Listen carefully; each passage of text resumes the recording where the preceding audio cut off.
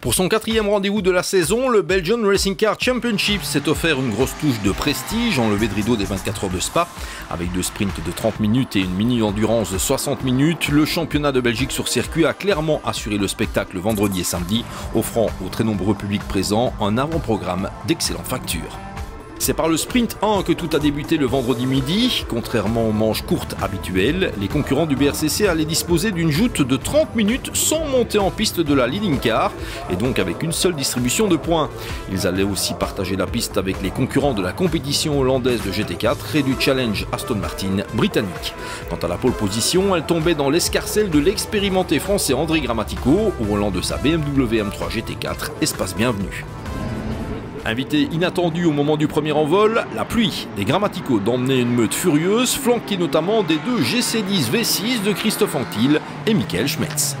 Un envol que l'on revit depuis l'habitacle de la silhouette BMW MTE piloté par un nouveau venu en BRCC, le rallyman Bertrand Groten, équipier d'un week-end de Bernard Mandrifos.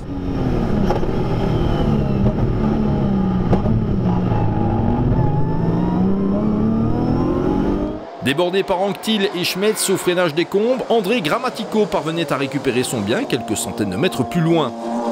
Pendant que les leaders en décousaient dans la nouvelle portion, les guests du BRCC prenaient à leur tour leur envol avec les Westfield bien sûr, mais aussi une nouvelle venue, la KTM Crossbow de Xavier Mesquita et Dimitri Van Beneden.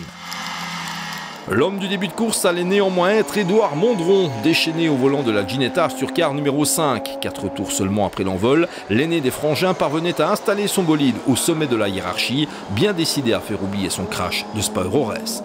Le déroulement de cette première joute allait en fait être assez limpide, Mondron poursuivant son récital jusqu'au drapeau à damier pour s'imposer sans l'ombre d'une discussion. C'était un peu compliqué déjà dans ma tête parce qu'il y a un mois j'ai eu un petit accident dans le Rédillon, donc remonter là-dedans avec les mêmes conditions de piste, les pneus, on a demandé des pneus neufs pour éviter trop de doutes et trop de peur, et puis le départ était un peu chahuté.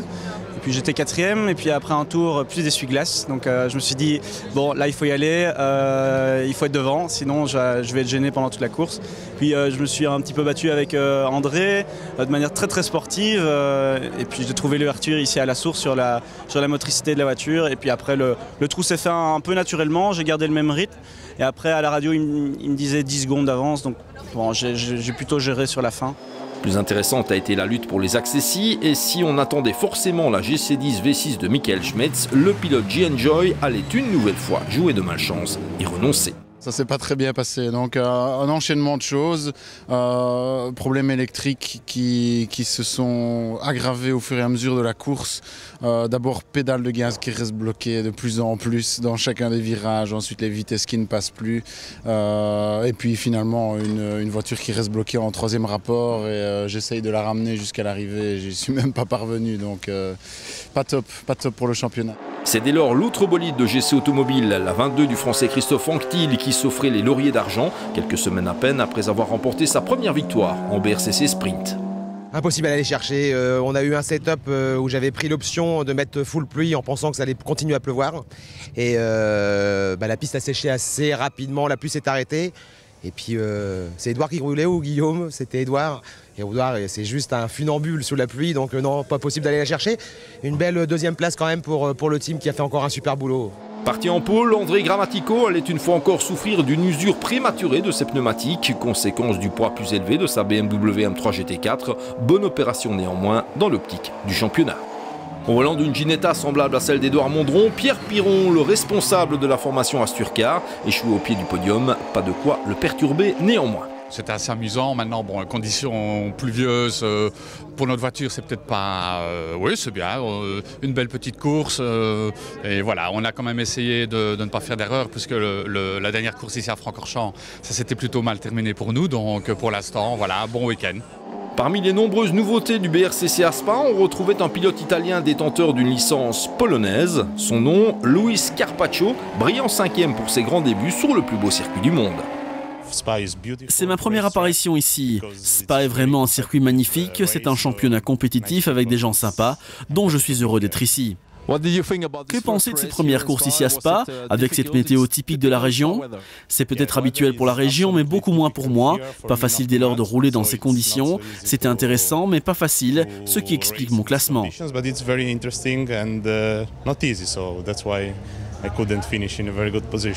Autre débutant en circuit, Bertrand Groten avait bon espoir d'appliquer sa science du rallye et donc de la glisse sur cette piste savonnette. Il remportait d'emblée la catégorie Silhouette Pro.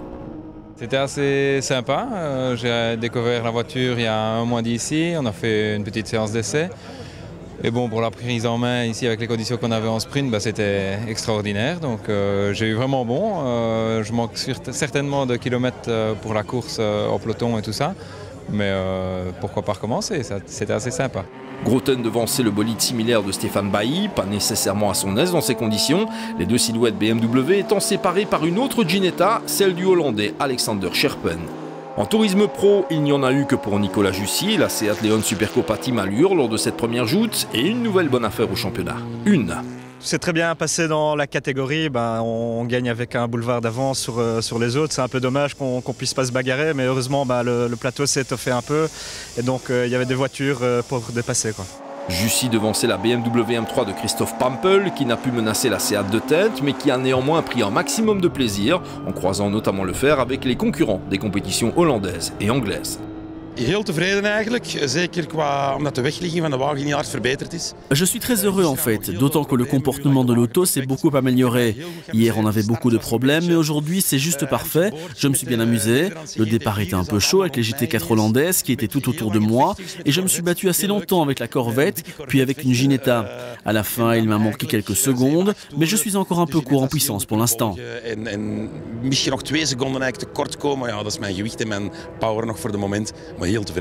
Moins de chance par contre pour Jacques Nagnaud, dont la Seat Pilot Speed Tradition n'a pu que compléter le top 3 en tourisme pro, conséquence d'un souci technique.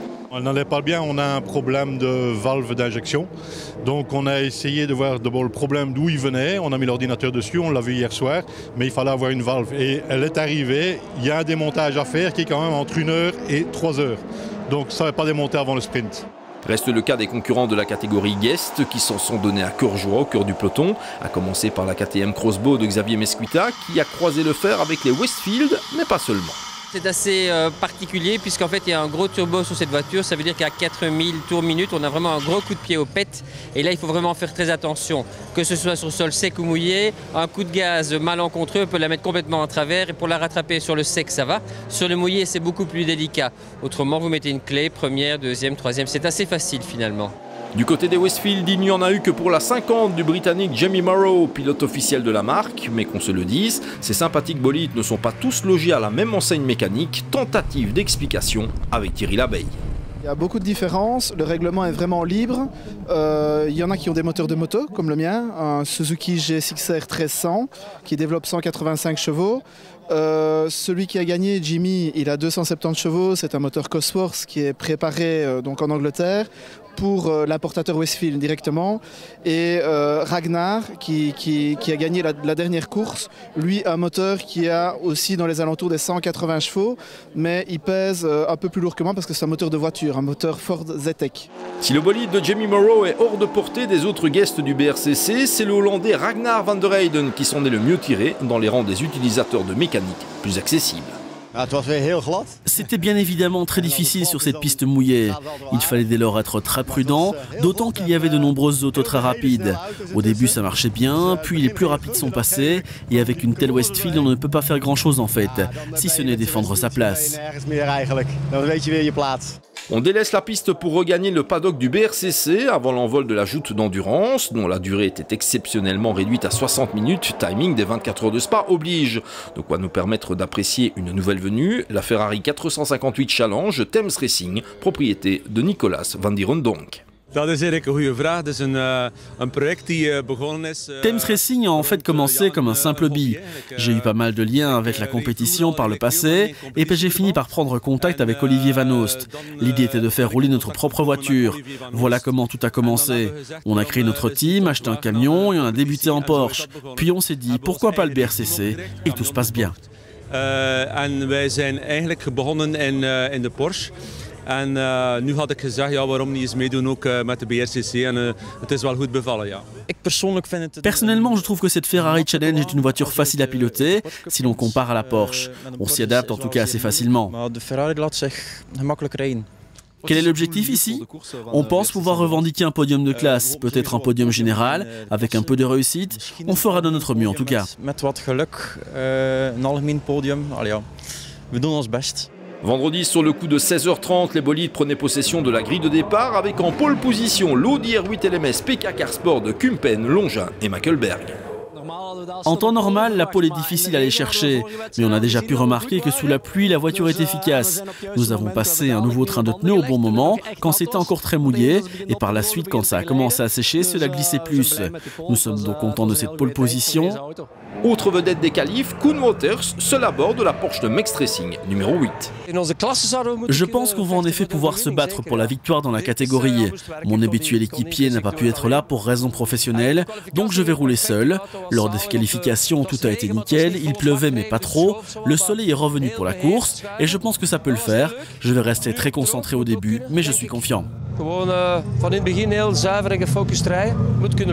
Nettement moins de chance par contre pour la Porsche Team Allure de Michael Albert et Martin Van Hoof, absente de la grille de départ. Il y a eu un problème ici pendant le tour de chauffe, je suis arrivé après le Bruxelles, la pédale l'accélérateur restait calé. Ici on est arrivé sur la grille et le moteur a rendu là. C'est déjà fini? Ouais, c'est déjà fini alors que ça n'a même pas encore commencé, donc c'est bien dommage. Bon, c'est qu'une heure de course, donc c'est pas encore trop grave. On perdra un petit peu de points pour le championnat, mais on se rattrapera à la prochaine course. Et c'était parti pour 60 minutes de plaisir intense par un franc soleil retrouvé avec l'Audi PK Carsport en pôle certes, mais aussi l'Aston Martin Vantage GPR de Tim Verberg bien décidé à d'emblée trouver l'ouverture. Un envol que l'on revit depuis l'habitacle de l'Audi de Bert Longin, dont la première mission était de résister aux assauts d'une Aston Martin Vantage forcément plus rapide car de la nouvelle génération.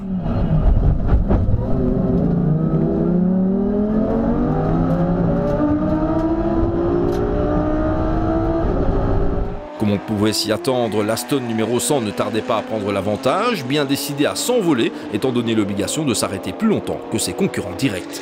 Une vingtaine de minutes après le départ, l'Audi numéro 7 de Bert Longin repassait déjà par la pit lane pour son premier arrêt, et l'inquiétude se lisait sur le visage du pilote. Une course d'une heure, c'est naturellement très court et avec 3 pilotes, les relais ne durent pas longtemps. Je ne sais pas si c'est à cause de la température, mais il nous manque au moins 10 km/h en ligne droite. Peut-être est-ce technique, mais la voiture est moins puissante que d'habitude.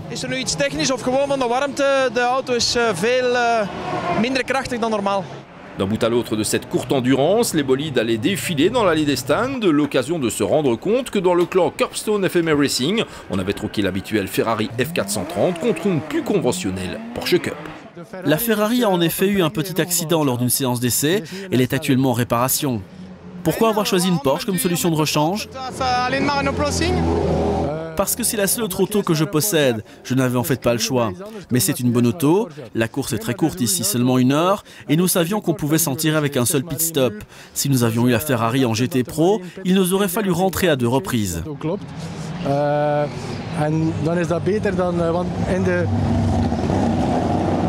In de GT Pro-klasse waar we met de Ferrari reden, moesten wij 2 pitstops doen. 2 drivertjes. Situation nettement moins amusante pour la Ginetta G50 GT4 à Sturcar que Marc Jonkers ramenait au stand sans capot avant, un incident hélas synonyme d'abandon. Je me suis trouvé derrière quelqu'un qui était très lent à la chicane. La personne derrière moi, ou le pilote derrière moi, n'a pas eu le temps de freiner, il m'a tapé, moi j'ai tapé la voiture suivante, un fait de course. Malheureusement, j'ai vu que mon capot était un peu détaché, donc je m'apprêtais à rentrer pour vérifier. Et puis dans le long droit, le Kemmel, il est sauté en l'air. Donc je suis rentré tout de suite et voilà. Parmi les bolides revendiquant une place dans le top 3, on pointait bien sûr la Porsche 911 GT3 RS Pro Speed Competition de Bouvy, Koens et Grandjean, qui se remettait d'un envol plutôt moyen. Excellent début de course pour la nouvelle venue, la Ferrari 458 Challenge Thames Racing de Van Oost et Van Dierendonck, qui visait clairement la gagne en GT Cup. Les choses évoluaient par contre moins favorablement pour l'autre Ferrari Challenge, la version Scuderia Monza de Frank et Hans Stiers, handicapé par un mal mystérieux.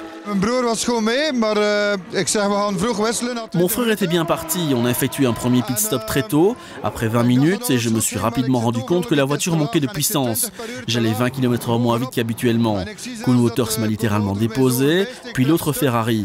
On n'a jamais eu ce genre de problème avant, je ne sais pas du tout ce qui se passe.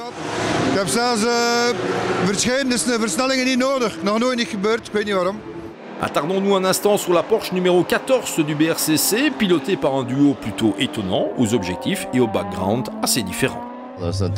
C'est vraiment une chouette ambiance, mais pour moi tout cela est assez nouveau. Ce n'est que ma 3e course, avant j'ai exclusivement roulé en moto, et maintenant je suis passé sur 4 roues. Mais j'apprécie vraiment ce championnat et l'atmosphère y est très sympa.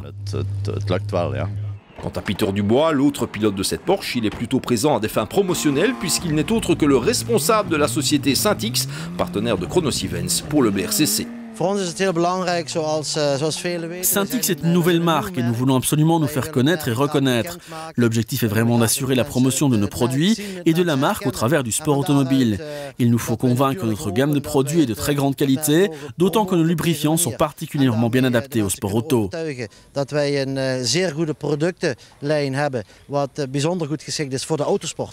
Du côté des bolides de la catégorie Tourisme Pro, la Seat Leon Supercopa Team Allure numéro 33 poursuivit son œuvre du vendredi. Nicolas Jussy et son nouvel équipier Nicolas Lamy s'en donnant à cœur joie pour remporter une nouvelle victoire, ne souffrant d'aucune contestation. On ne peut pas rêver mieux, on a été premiers tout le long du week-end au qualif, en course. En sprint aussi, Nicolas est aussi premier, donc pour le moment c'est le week-end parfait. Bon, c'était pas one shot, rassurez-nous, vous restez en notre compagnie maintenant. Normalement, ouais, on devrait pouvoir finir la saison et Nicolas, on verra bien pour l'année prochaine. Espérons que ça relance un peu pour trouver des sponsors et tout ça pour finir, continuer l'année prochaine. Un succès d'autant plus important pour le duo Jussy Lamy que la Seat Pro Speed Competition de Sven Van Laar et Chris Van Kelst a joué de malchance en subissant un revers mécanique. Ce n'était pas notre jour. Le sport auto reste le sport auto et nous avons hélas rencontré des soucis techniques en fin de course. Nous devons encore checker, mais je pense qu'un amortisseur a cassé. On ne pouvait dès lors plus se battre pour la victoire. C'est dommage car après le pit stop, nous étions juste derrière Jussy et Lamy. Hélas, après 2 tours, ça a cassé au passage du raidillon et je dois dire que c'était assez chaud.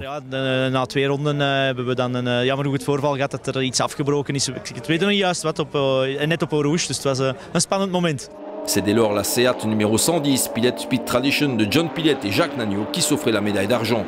Le podium de cette mini-endurance était complété par la BMW M3 de Christophe Pampel. Parfaitement complémentaires, Franck Radet et Stéphane Bailly ont permis à la silhouette BMW Ires de s'imposer en silhouette pro, le duo échouant aux portes du top 10 général. Fidèle à Spa finalement. On a commencé avec de la pluie, beaucoup de pluie, finalement on a roulé sur le sec. Donc une piste un peu grasse, j'ai l'impression que tout le monde se plaignait un peu d'avoir des manques d'appui. Et puis bon finalement pour nous ça s'est pas trop mal passé. Moi j'ai pris le premier relais, j'étais dans un bon rythme, moyen rythme on va dire. Et puis Franck Radet, mon coéquipier, a fait une très bonne deuxième partie de course. Donc ça nous a permis avec quelques abandons aussi qui nous ont rendu service, finalement une première place. Donc oui, c'était plutôt une bonne course pour nous. Nouvelle victoire des Montbron Brothers du côté des GT Light, Édouard et Guillaume ne laissant guère planer le suspense. Ils devançaient au bout de 60 minutes de course ce diable d'Italo-Polonais Luis Carpaccio qui poursuivait son apprentissage de Spa-Francorchamps. C'est la jolie Aston Martin Vantage N24 d'Albert Blum et Jean-Marc Bourdouche qui complétaient le podium de cette catégorie. Pas de chance par contre pour Jean-Pierre Lequeux et Jean-Marc Huberiken dont la Ginetta Prime Racing était ralentie, de quoi la priver du top 3. Une seule voiture présente en silhouette Pro Evo, la GC10 V8 que se partageaient Michael Schmetz et Sarah Bovy avec au bout du compte le 8e rang absolu. La lutte la plus intéressante était assurément celle qui opposait les cadors de la catégorie GT Cup avec un Kuhn Motors étincelant qui a retardé au maximum ses 2 passages obligatoires par la pitlane avant d'échouer au 2e rang de classe, soit en top 5 général. Une fois encore, c'est la Porsche Belgium Racing de Dylan Derdahl, Kenneth Ayer et Chris Matthews qui a eu le dernier mot, remportant une nouvelle victoire synonyme de bonne affaire au championnat. Au début, la bagarre a été terrible contre ProSpeed et Cool Motors, mais aussi une silhouette. On est finalement parvenu à prendre l'avantage sur la Porsche Mixte. On a tous les 3 réalisé un job parfait. On aurait peut-être pu gagner encore un peu de temps lors des pit stops, mais c'est un bon résultat. kon misschien nog ergens beter met wat pitstops en zo, maar we hebben een goed resultaat. La plus petite marche du podium en GT Cup revenait à l'étonnante Ferrari Challenge Thames Racing de Van Dierendonck et Van Oost qui a parfaitement réussi son entrée dans le BRCC Endurance. Excellente quatrième place finale pour la Porsche Curbstone FMA Racing de Van Glabeek et Jonker qui constituait assurément un bon choix pour Spa. Quant aux frères Hans et Frank Tiers, ils n'ont pu que limiter la casse au volant d'une Ferrari Scuderia Monza qui a clairement manqué de puissance l'espace de quelques tours. Ce qui nous amène aux zones fortes de la course avec une déception pour le clan PK Car Sport, les ennuis de l'Audi R8 LMS de Kumpen, Longin et Mackelberg l'empêchant de revendiquer mieux qu'un top 3 absolu. De nouveau de la malchance, cela fait 2 courses que ça dure, avec une crevaison lors de la dernière course ici, et maintenant ces ennuis de moteur et de boîte. Ça ne veut pas tourner pour nous cette saison, j'espère que lors de la prochaine course, ce sera plus favorable. Pas le moindre ennui par contre pour la Porsche Pro Speed Competition de Fred Bouvy, Damien Koons et Didier Grandjean, du moins une fois que Koons eut cessé d'actionner le speed limit en dehors de la pit lane. Ça n'avait pas très bien débuté parce que juste avant le départ, j'ai poussé Charles fait exprès sur le speed limit, donc ma voiture s'est arrêtée au bus stop. Et donc je me suis retrouvé derrière toutes les cups que j'ai eu un peu de mal à dépasser parce que j'en dépassais une, il y en avait une autre qui me redépassait.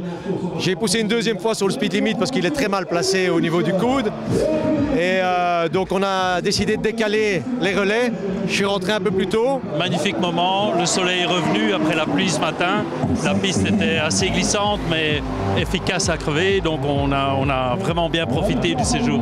Comme à Dijon, comme à Spa-Eurores, l'Aston Martin Vantage GPR a remporté la victoire absolue au terme de cette joute. Un parcours sans faute pour le bolide jaune et blanc qui ne manquait pourtant pas de pression ce week-end dans nos Ardennes.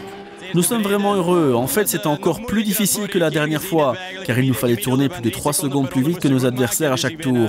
Il fallait donc attaquer directement et ne jamais relâcher l'effort. C'était une bonne course, la voiture était parfaitement réglée et je peux vous dire que pour le team, ce n'était pas évident, car l'Aston doit être aussi préparé en vue des 24 heures de Spa et les configurations de la voiture sont assez différentes. Le team a à chaque fois dû changer ses réglages et je les en remercie. Cette victoire, c'est aussi la leur. En de wagen deed het perfect, dus nog eens hartelijk bedankt voor ons team. We hebben dat heel goed gedaan. Die overwinning is ook het grootste deel van hen. Au classement du championnat avant les 600 km de Spa début septembre, le trio Bouvy, Koons, Grandjean mène la danse devant Derdal et Heyer, mais gare à la remontée du trio à l'Aston Martin. Ultime course disputée samedi avant le départ des 24 heures de Spa, la seconde joute du BRCC Sprint a composé avec une météo une fois encore compliquée, une ondée ayant détrempé la piste quelques minutes avant l'envol. Mais entre-temps, le soleil était revenu sur Francorchamps, vous avez dit casse-tête pneumatique sur la grille de départ. Ayant fait le pari de privilégier des pneus slick sur cette patinoire, Christophe Anctil et André Grammatico allaient en faire les frais au moment du départ, laissant Guillaume Mondron s'envoler devant un inattendu Franck Radé.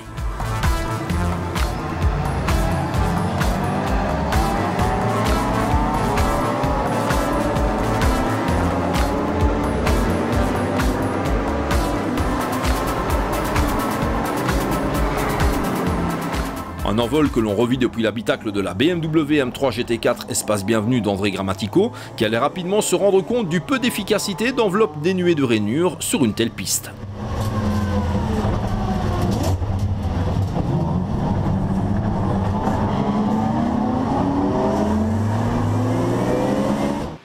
Au passage des combles, le cadet des Mondrons tenait bon face à Radé, tandis que l'Italien Scarpaccio semblait bien à l'aise dans ces conditions difficiles. Lui aussi partait en pneus slick, Christophe Anctil vivait des premières minutes stressantes au volant de la GC10 V6 numéro 22, se retrouvant dans une position tout aussi inconfortable que celle d'André Grammatico. La course de la Ginetta Noon Racing du liégeois Yvan Muller ne durait pas bien longtemps, à la manière de Jonkers la veille, le capot avant de la belle anglaise finissait par disparaître. Retour à l'avant du peloton où Franck Radé des Grands Jours poursuivait son offensive sur Guillaume Mondron pour piquer la Ginetta Asturcar au freinage de l'épingle de la source. Manœuvre parfaitement réussie, quand bien même la 5 ne s'avouait pas vaincue, se fendant d'une intimidation au pied du raidillon.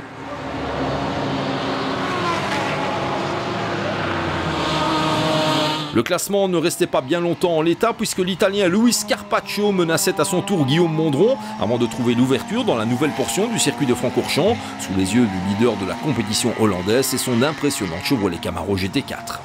Une manœuvre valant elle aussi en replay, mais depuis l'habitacle de la Ginetta numéro 67 cette fois, pas de doute, ce Scarpaccio a du talent, mais aussi du courage.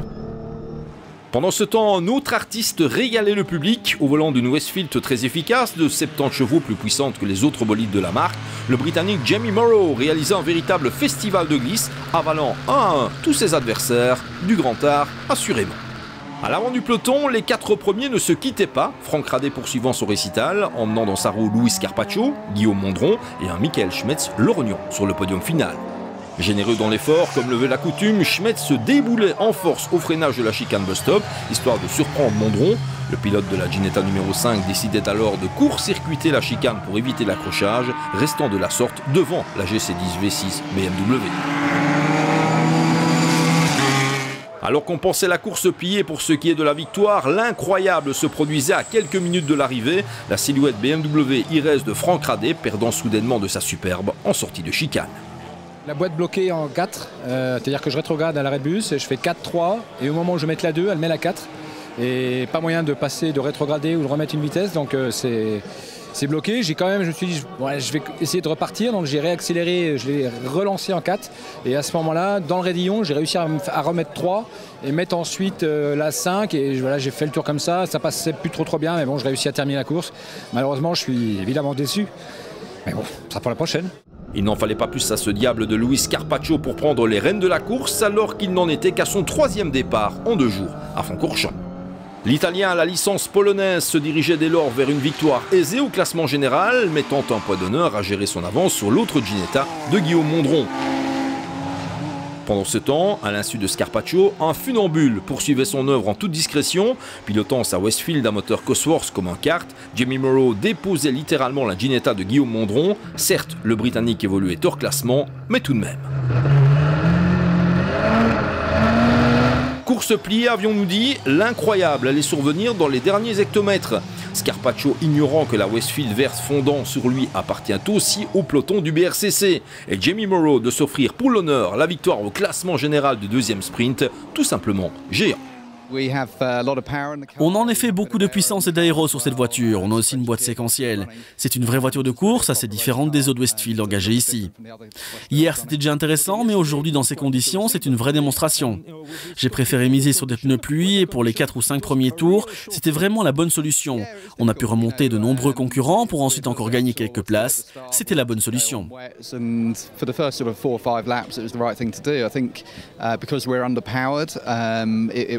To get past everybody in the wet and then have to drop a couple of places when it dried out, and I think that was the right way to go. Good result. Première fois ici et beau résultat, très amusant mais très difficile aussi.